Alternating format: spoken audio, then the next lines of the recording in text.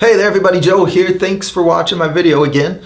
I've been working hard on this mural behind me. It's 5 panels total and I've got 3 of them out at the same time now because I discovered that, and this is thanks to my wife and her advice. She says, why don't you get another one going while you're still working on this one so that, you know, when you're tired of working on that one, you can do a little on this one. Always give yourself something fresh to work on.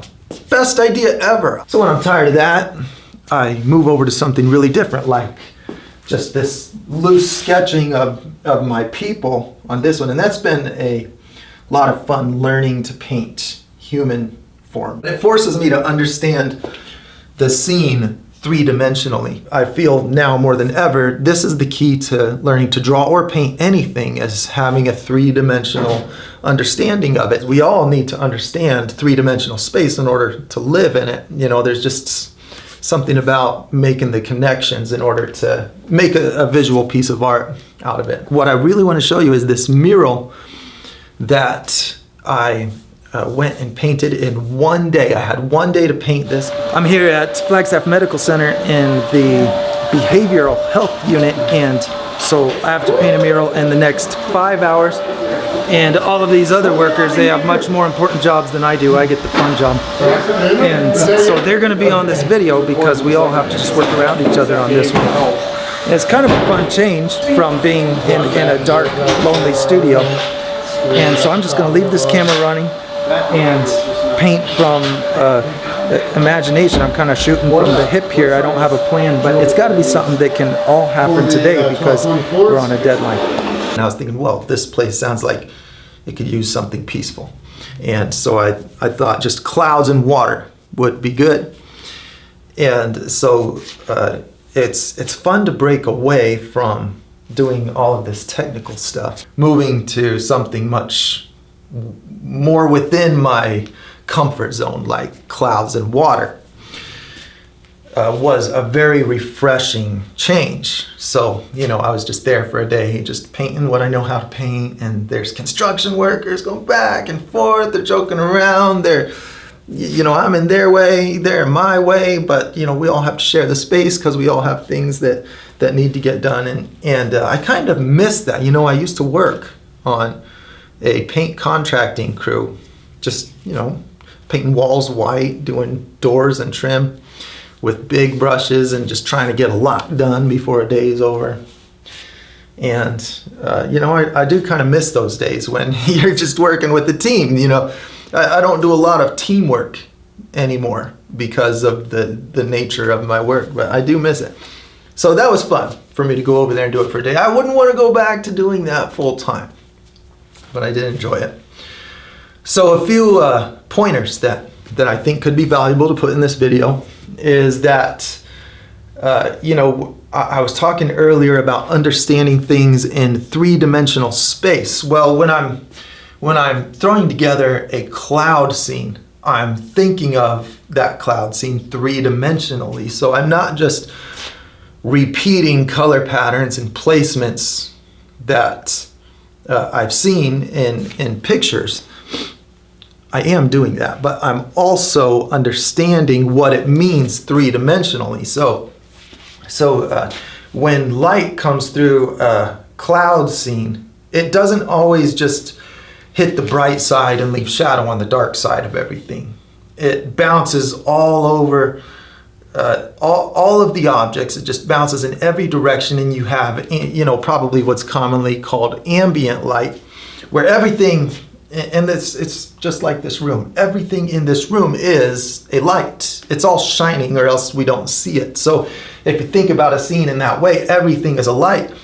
Then how you highlight something just becomes how much light is this exposed to on all sides, not where is the light side, where is the shadow side. When you have a whole bunch of objects together, like clouds, anything that's more in the center and surrounded by other objects is not going to be as bright as something that is out and on its own. Because think about it, you're a little cloud and you're out here in front of all the other clouds.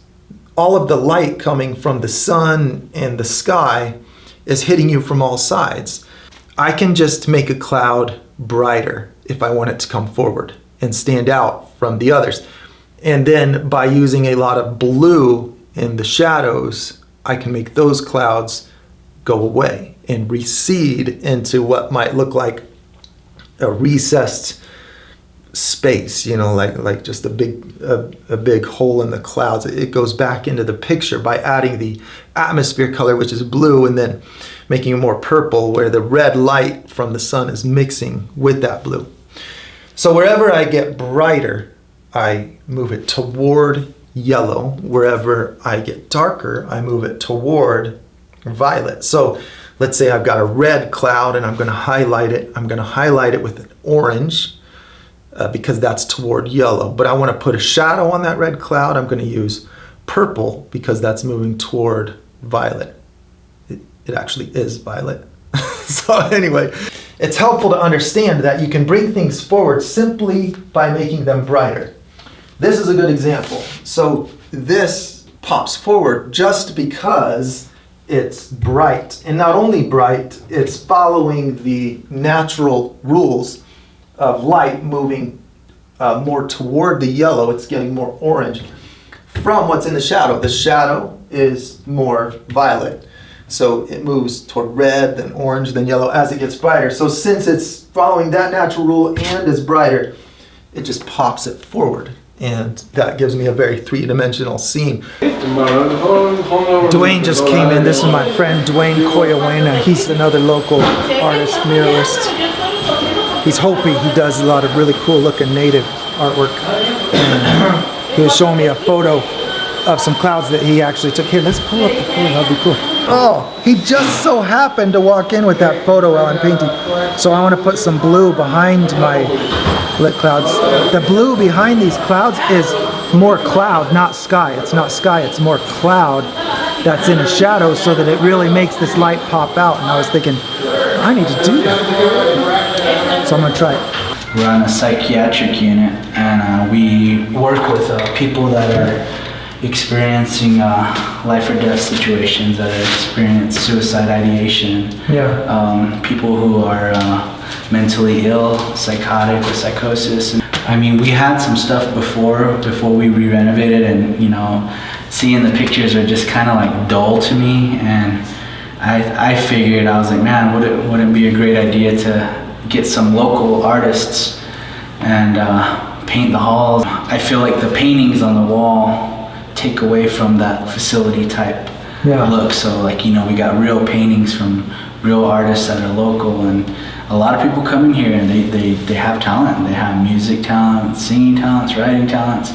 art talents. A lot of them really take into art while they stay here. Yeah. So I think the diverse variety of artists that are putting murals on is going to really give them that light. Yeah, all right, cool. Yeah. I mean, hey, it's better than a white wall, right? Yeah, definitely. So when my boss asked me, or I mentioned it to her, she said, yeah, we can get some people. So my list was like, who do I like, man? Who are my favorite artists? All right, I made the list. Yeah, top of the list, man. Well, all the workers have gone home. It's much more quiet and peaceful in here now. And so I put tape on the edges of my mural, and now it's time to pull it off. So, you know, it's kind of like unwrapping a present. I got to get this off the same day too, you know, because you leave this, the cheaper white tape can really stick to walls. It's funny that you pay more for tape that doesn't stick as well. But that's how it goes, the cheap tape sticks.